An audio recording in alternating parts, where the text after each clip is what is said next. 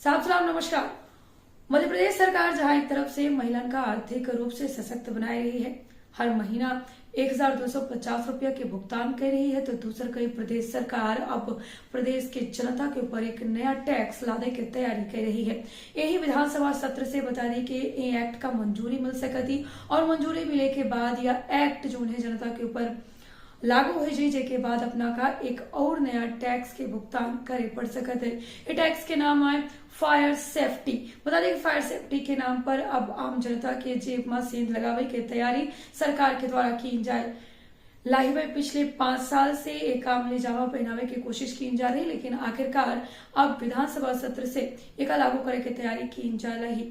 लागू होते बता दी कि प्रदेश सरकार आम जनता के जेब में एक नए टैक्स के नाम पर सेंध लगावे के काम करे वाली है।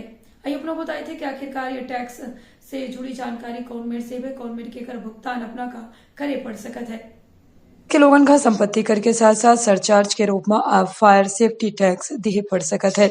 जल्द प्रदेश में फायर सेफ्टी एक्ट लागू करे वाली है। नगरीय विकास एवं आवास विभाग के द्वारा ये एक्ट के जो मसौदा तैयार किएगा उमा फायर सेफ्टी टैक्स के प्रावधान है, जहां फायर पुलिस के गठन के प्रस्ताव है।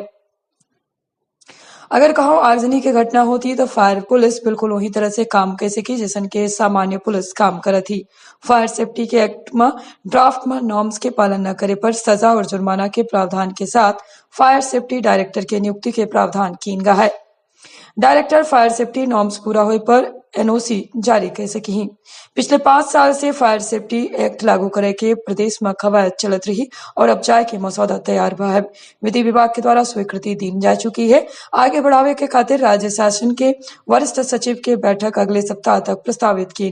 विधानसभा के शीतकालीन सत्र में फायर सेफ्टी एक्ट के ड्राफ्ट पेश की जा सकत है। सरकार के द्वारा सभी राज्यों को निर्देश दिया गया है, एक मॉडल ड्राफ्ट प्रस्तावित किया गया है कि मॉडल ड्राफ्ट के आधार पर जिन राज्यों में फायर एक्ट लागू नहीं है वहां लागू किया जाए और जिन राज्यों में लागू है वहां मॉडल ड्राफ्ट के आधार पर संशोधन किया जाए।